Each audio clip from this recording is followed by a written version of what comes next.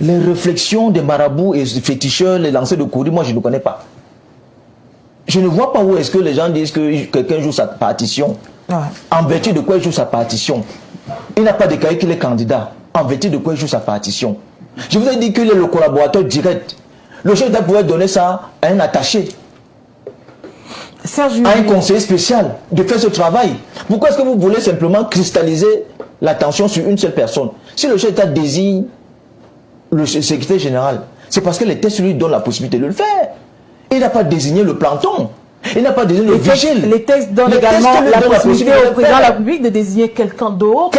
Quand celui-ci désigne à chaque fois voir ses signatures contestées. Est-ce que c'est non réglementaire? C'est la question qu'on devrait se poser. Est-ce que c'est non réglementaire? Mais il y a une question de légitimité finalement. Oui. Si c'est réglementaire, je ne vois pas d'où est-ce qu'on a. Quand il envoie souvent le Premier ministre le représenter, le dément c'était à la Commonwealth, vous avez trouvé ça un problème? Il n'envoie pas souvent le secrétaire général, il envoie le secrétaire général l'autre jour au Tchad.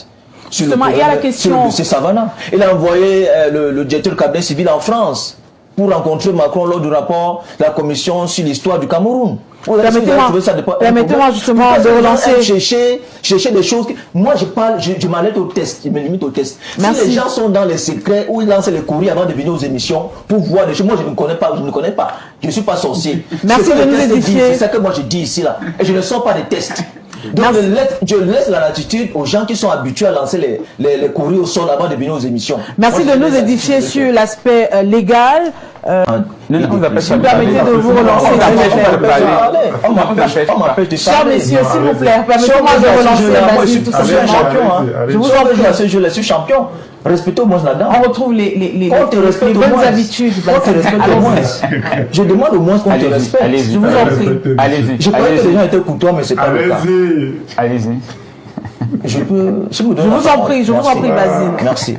Donc, je veux dire que le secrétaire général de la République, secrétaire général du président de la République, à mon sens, n'a pas déclaré des candidatures. Peut-être les gens le savent, mais à date, je n'ai aucune information de ce qu'il a déclaré la candidature au point de convoquer des gens pour jouer sa partition. Il n'y a aucune partition qu'il est en train de jouer. Il est en train de suivre les instructions du chef de l'État, le Sénat pour bien. Par ailleurs, vous avez dit que M. Télé Onana, écoutez, lui-même sait que les textes du parti sont clairs. Pour qu'un autre candidat se présente à l'élection présidentielle, il faut qu'on modifie l'article 27 alinéa 3. Justement, il appelait ses camarades à n'est pas modifié. Non, il peut appeler. Nous sommes en politique. Hein. Écoutez, nous sommes en politique. Les gens ont l'impression que ça c'est nouveau. Non, c'est au RDPC, nous sommes habitués à la difficulté. Nous aimons même la difficulté. Justement, Basile, vous êtes le seul représentant du RDPC sur ce plateau. Souffrez que certaines questions vous soient adressées de façon librement. Les questions qui concernent le RDPC ou l'État du Cameroun. Je suis ouvert. Heureusement pour nos téléspectateurs, Basile. Tout de même, la question qu'on peut se poser, pourquoi le chef de l'État insiste à faire de Ferdinand Ngongor sa main directe? Les gens se plaignent, les hautes institutions sont de plus en plus contestées et l'un des démissionnaires de ce gouvernement estime que les hautes institutions n'émanent pas toujours de celui qu'on sait. Mais pourquoi insister? Pourquoi ce soit toujours Ferdinand Ngongor et pas quelqu'un d'autre dans l'appareil, soit du RDPC, soit du gouvernement? Il y a quand même un Premier ministre qui aurait pu jouer ce rôle. Quelle est la crédibilité que vous allez donner à quelqu'un qui a fait partie du gouvernement pendant près de 20 ans, aujourd'hui se découvre qu'il y a quelques manquements, au point où il dit que le secrétaire général l'empêche de voir le chef de l'État. Tout de même, c'est pas parce que votre fils est adulte que vous n'allez pas écouter ses pleurs. Non, vous ne pouvez pas accorder une crédibilité à votre adversaire politique. C'est un peu comme si le professeur Maurice Kamto qui avait dit que le chef de l'État était décédé jusqu'à écrire au Conseil constitutionnel pour conseiller la vacance du chef de l'État, vous accordez une crédibilité. C'est quand même un peu sérieux. Vous ne devez pas vous baser sur des éléments aussi basiques que ça pour donner cette crédibilité à une personne. Non. Moi, je convoque les tests. Hein. Si les gens font de la sorcellerie, moi je dis que je ne suis pas un sorcier. Ici, ce n'est pas une réunion de vaudou. C'est une analyse objective qu'on est en train de faire. Si les gens font des analyses objectives, moi je suis d'accord. Mais ne venons pas tromper. Balafon est une chaîne sérieuse où on éduque les populations. En tenons-nous au test. Les réflexions des marabouts et des féticheurs, les lancers de courrier, moi je ne connais pas. Basile et Togo, on parlait depuis quelques jours, le SGPR, Ferdinand Ngongor, consulte des parties prenantes, de nombreux acteurs de la scène publique et politique au Cameroun. Alors, que cherche vraiment le SGPR à travers ces consultations? Prépare-t-il tout simplement le terrain pour 2025? Le SGPR est un collaborateur, pour ne pas le dire, un très proche collaborateur du chef de l'État.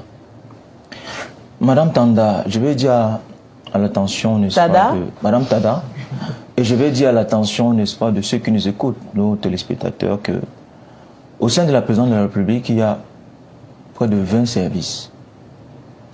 Et le secrétaire général en est un, ainsi que le cabinet civil, sans compter la Commission nationale de la lutte contre la corruption et autres, contrôle supérieur de l'État. Et le chef de l'État peut déléguer des instructions à qui il veut, qui fait partie de ces 20 services-là. Donc, ça nous permet d'interroger l'organigramme et l'organisation de la présidence de la République. Et vous allez voir qu'à l'article 2 de l'organigramme de la présidence de la République, cet article dit, c'est important d'évoquer des tests. Tout à fait. Le règlement en vigueur. Cet article dit, en ce qui concerne le secrétaire général, il assure en outre la liaison entre l'exécutif et les différentes institutions républicaines, notamment l'Assemblée nationale, le Sénat, le Conseil constitutionnel, la Cour suprême, le Conseil économique et social et le contrôle supérieur de l'État. Donc c'est en toute légalité. L'organigramme de la présidence de la République date depuis la première prise de pouvoir du président Ahidjo. Il a été certes modifié en 2011, mais il reste pratiquement le même. Ça veut dire que le chef de l'État peut donner des délégations de pouvoir, peut donner des instructions à ses proches collaborateurs de diriger un certain nombre de travaux. Sauf que... Y compris le secrétaire général. Et lui-même, lorsqu'il était secrétaire général à la présidence de la République, le fait président Amadou Ahidjo lui a aussi confié un certain nombre de travaux où il y a eu des rencontres. Il a reçu des ambassadeurs. Il a accrédité certains qui venaient déposer les lettres d'accréditation. Il a donné des orientations au regard, n'est-ce pas, des règlements dont lui attribue cet organigramme. Donc je ne vois pas où, aujourd'hui, on veut nous créer un organigramme qui n'existe nulle part. Sauf que le SGPR a une fonction administrative. Est-ce qu'au sein du RDPC, ça pose pas problème? Il y a quand même un secrétaire général qui est là, à qui on se serait attendu que le président instruise de faire exactement le travail que le SGPR est en train de faire, notamment s'adresser à ses camarades du parti, ou alors discuter avec ceux qui ont opté pour la rupture. Je vais vous répondre aussi simplement que ça. Il ne s'agit pas ici d'une action politique, mais d'une action administrative. D'accord. L'instruction porte sur les rencontres, les consultations avec les parlementaires. On n'a pas simplement dit les parlementaires et les membres du gouvernement. Et il me semble qu'au sein du gouvernement, il n'y a pas que le RDPC. Suivez mon regard. Il n'y a pas que les parlementaires du RDPC qui siègent à l'Assemblée nationale et au Sénat. Il y a d'autres partis politiques qui siègent. Donc cette consultation, c'est pour préparer, n'est-ce pas, l'élection présidentielle, pour que cela se passe dans le calme, dans la sérénité. Par ailleurs, la présidence de la République s'appelle encore le palais de l'unité. À moins qu'on veut me faire dire on veut me faire croire que lorsqu'on est déjà parlementaire ou bien membre du gouvernement, on n'est plus citoyen. Par conséquent, puisque sur le palais de l'unité, c'est ouvert aux citoyens. Ouais. Mais pourquoi est-ce qu'on empêcherait les parlementaires ou les membres du gouvernement d'aller au palais de l'unité? Au lieu symbolique de l'unité. C'est le palais de l'unité. Ouais. Et par ailleurs, C'est le lieu de service du secrétaire général. Vous voulez qu'il fasse la réunion où? À Oza? Ou bien ici à Bepanda? Non. C'est le lieu indiqué. Le secrétaire général lui aime tout un bâtiment qui fait office de ses services. Donc il ne fait que le travail qu'on lui a donné. Les gens, c'est que les gens ont peur. C'est ça la réalité. Les gens ont peur. Les gens ont tellement peur de RDPC qu'on voit, on voit les fantômes partout. Est-ce que ce n'est pas le contraire? Est-ce que ce n'est pas le RDPC qui a peur? Non, je vais revenir à vous, Basile Togo. Pas du tout, parce que je vous ai dit que c'est une action administrative et non une action politique. Le secrétaire général de la président de la République ne représente rien sur le plan politique. Sauf que c'est le secrétaire général du comité central. La grande majorité des personnes dessus ont des doubles casquettes, qui sont des administratifs et des hommes politiques. Non, non. Je vous dis, le secrétaire général de la présidence de la République n'est même pas membre du comité central. Vous le savez. Il n'est pas membre du comité central. Je vais revenir à vous. Il n'est pas membre du comité central. Je vais revenir à vous. Permettez-moi de m'adresser à Serge Youmbi. Comment est-ce que vous appréciez ces consultations du secrétaire général à la présidence de la République, Ferdinand Ngongo? Est-ce que ça ne symbolise pas des préparations en coulisses ou alors ce sont de simples consultations, comme nous fait croire le RDPC? J'avoue que, madame, je suis largué lorsque je suis basé. Parce que là, ils veulent noyer le poisson. Et c'est pour cette raison qu'ils font souvent l'amalgame dans la gestion du pays. Le RDPC a son organigramme. On connaît caractère, il y a le président. Et selon les partis politiques, chez eux, il y a le secrétariat et les consorts. La consultation dont le SGP a fait, c'est une consultation politique. Or, lorsqu'on regarde l'organigramme du RDPC, en réalité, il ne revenait pas au SGP de faire cette consultation. Il ne faut pas avoir plus de 2 neurones pour constater ça. Ça, c'est d'un. De deux, par cette consultation, on comprend tout de suite que, en réalité, le RDPC n'est pas l'appareil politique aussi puissant qu'on nous le présente. Parce qu'en réalité, si elle fonctionnait normalement, ce n'est pas le SGP qui devait faire cette consultation. Tout à l'heure, il venait de dire que c'était ouvert à tous les députés. Mais bon sang, je ne sais pas si, je ne sais pas lire. Je ne crois pas avoir vu 180 députés dans cette salle. C'était typiquement les députés ressortissants du Grand Nord. Et cette consultation, c'était par rapport aux démissions du ministre Issa Chiruma et l'annonce de candidature de Bello et l'annonce de la candidature du ministre Bello.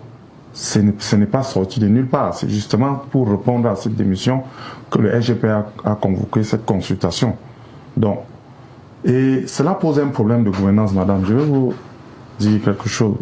Vous voyez souvent que j'ai souvent l'habitude de poser la question aux militants du RDPC.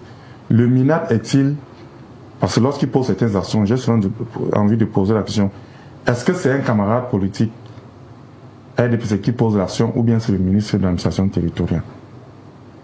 Parce qu'il a souvent l'habitude de confondre cette casquette-là. Et c'est pour cette raison que nous, partis d'opposition, nous avons beaucoup de peine à fonctionner dans ce pays. Parce que le MINAT est d'abord le camarade politique de M. Togo. Vous n'allez pas me dire que celui qui est RDPC, qui a une carte, en même temps il est MINAT, lorsqu'il va gérer les dossiers, par exemple du MRC, du RDPC, il aura tendance à favoriser le MRC. Je pense que non. Il aura tendance à favoriser le RDPC. Et c'est pour cette raison que eux, ils n'arrivent pas à faire cette différence.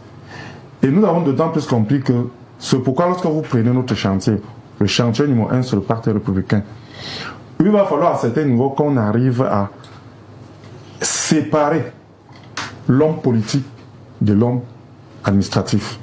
Et c'est pour cette raison que si vous poussez la réflexion plus loin, vous allez vous rendre compte que même nos chefferies traditionnelles sont aujourd'hui devenues, sont infiodées par la politique.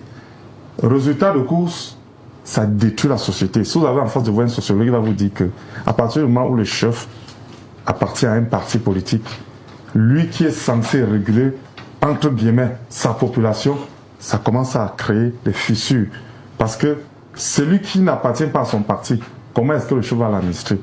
Et c'est ça donc que le RDPC n'a pas compris. Et c'est pour cette raison que vous allez vous rendre compte que plus nous allons nous approcher de la période électorale, c'est-à-dire, c'est vrai que c'est la semaine prochaine, la consultation électorale, vous allez vous rendre compte que le RDPC, ça doit fonctionner comme une machine qui a planté, c'est-à-dire il y aura un dysfonctionnement. On ne saura pas qui fait quoi. Parce qu'en temps réel, premièrement, ça ne devait pas être la présidente qui devait faire ces consultations. Ça devait être dans leur base. Dans leur base. Parce que, comme il vient de le dire, c'est le palais de tous les Camerounais. Est-ce que nous aussi, nous pouvons faire des consultations au niveau du secrétariat général, puisqu'il s'agit du palais de tous les Camerounais? Je pense que c'est non.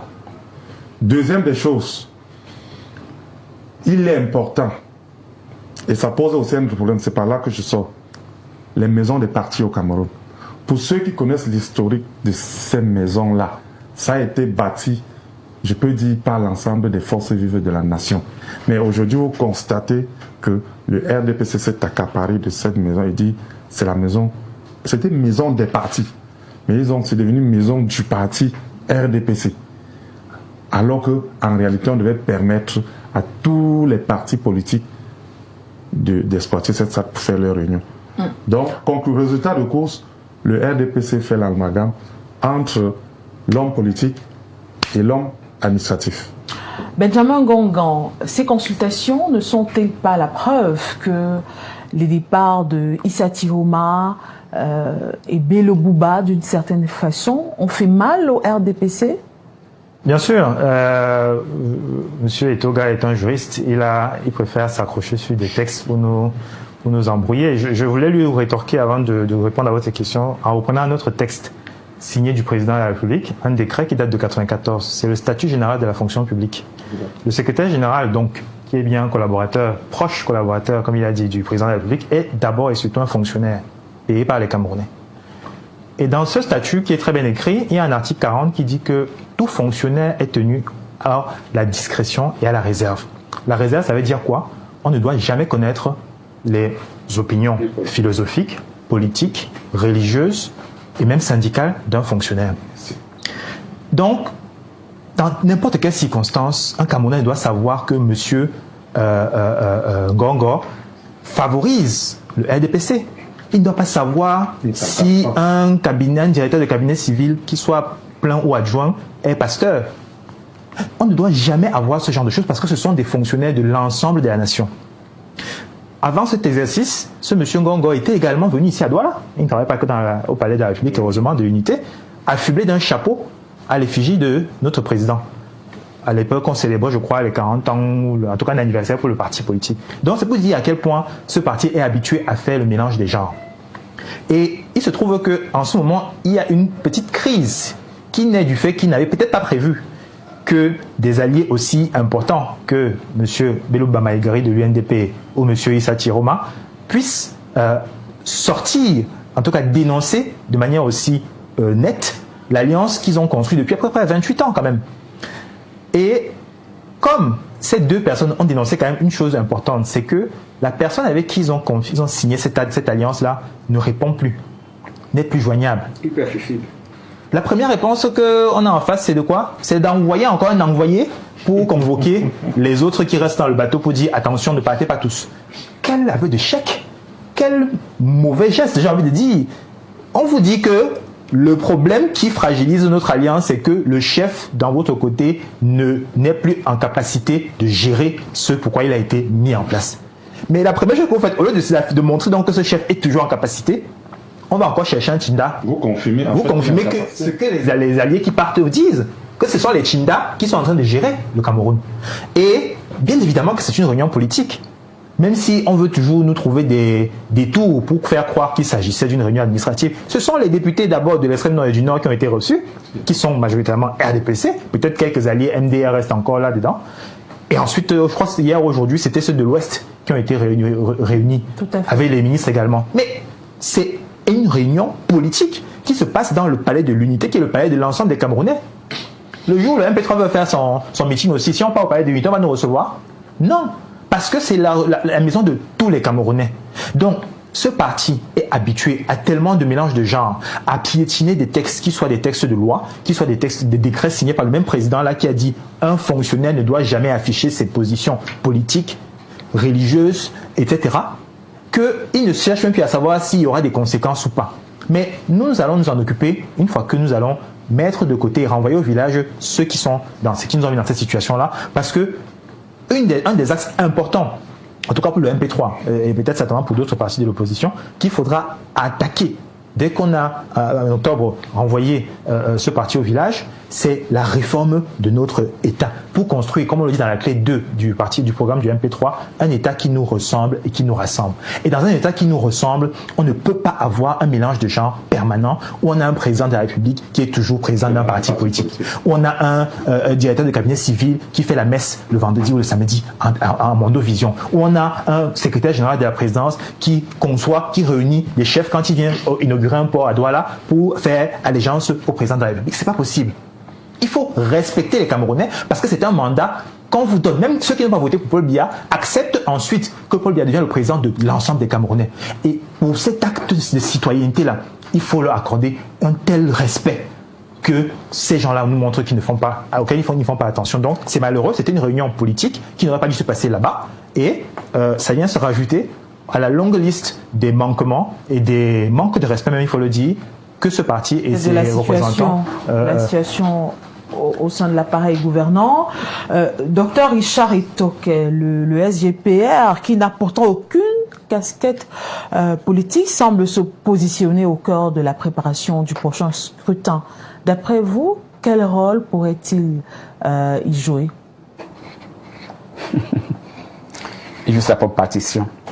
Je suis toujours amusé quand je suis en face des gens du RDPC.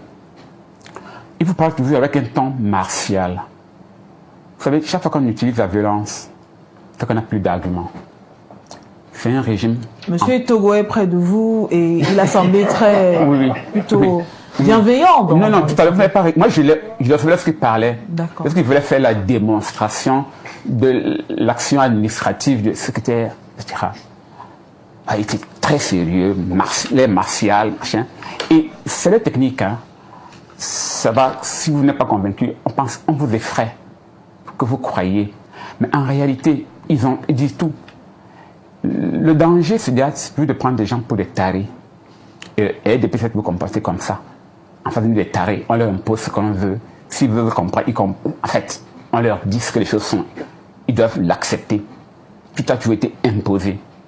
Mais maintenant, il y a une lecture en ce moment. C'est que le politicien savoir que là,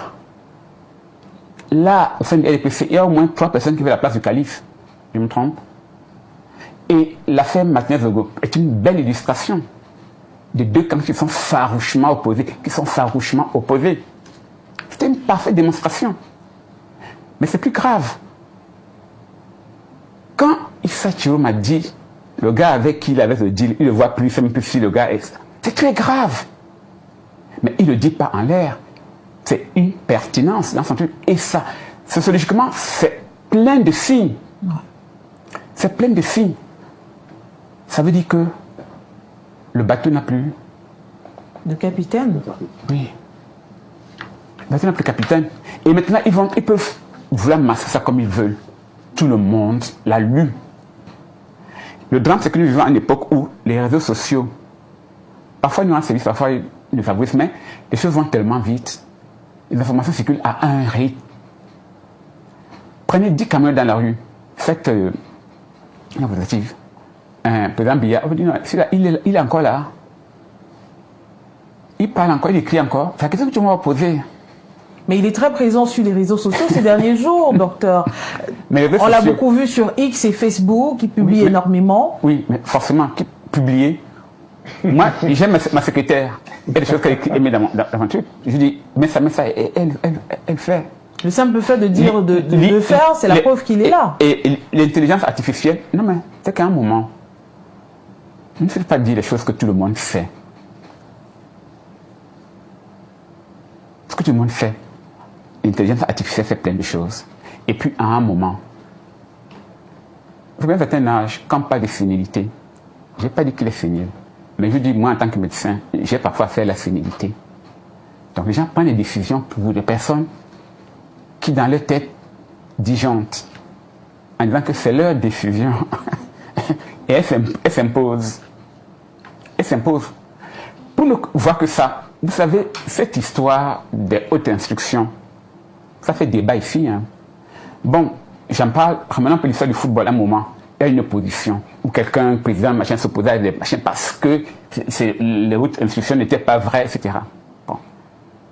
En réalité, le RDPC même ne se réalise pas à quel point son jeu macabre et même idiot a rendu les Camerounais intelligents. Seulement les Camerounais n'ouvrent pas leur cœur, mais ils vont être surpris à un point où, je ne vous dis pas. Maintenant, toute cette agitation, non, Ngongo, il a son rôle, il joue sa propre partition. Il y en a d'autres qui jouent leur partition, il n'est pas le seul. Il y a d'autres qui jouent leur partition. Il y a plein de choses, les gens ont des informations. Mais tu sais que prendre les Camerounais pour des tarifs, c'est ça qui est embêtant. À chaque moment, quand il faut expliquer une chose, on nous embarque dans les directions. Et c'est ça qui est, c'est vraiment insultant pour les Camerounais.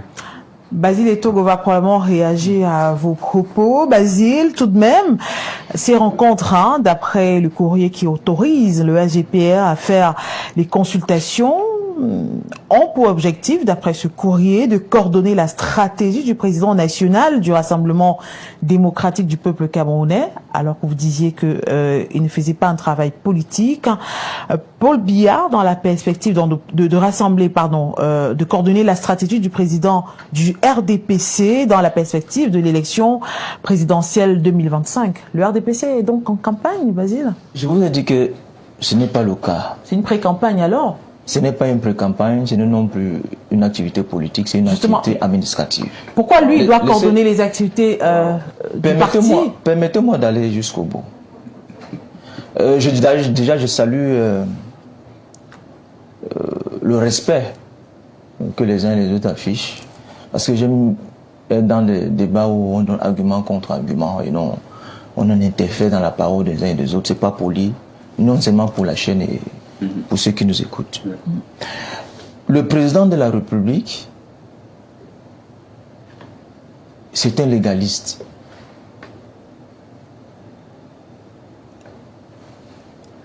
Et il tient sa légalité de la Constitution. Et cette même Constitution lui donne le droit de coter des dossiers à qui il veut. Que ce soit au Premier ministre, chef de gouvernement, que ce soit au directeur du cabinet civil, qui gère les affaires privées, que ce soit au secrétaire général, la présidente de la République, qui gère les affaires administratives. Mais une signature n'a jamais été autant contestée comme celle du SGPR. C'est parce que des gens sont de mauvaise foi. À chaque fois, les gens... C'est parce que des gens sont de mauvaise foi. Le chef de l'État, à l'époque, lorsqu'il était secrétaire général, président de la République, il avait une délégation de signature. Je vous ai dit que ce texte ne date pas d'aujourd'hui, ce décret ne date pas d'aujourd'hui. C'est un décret qui date depuis le président Amadou Ahidjo, le feu président Amadou Ahidjo.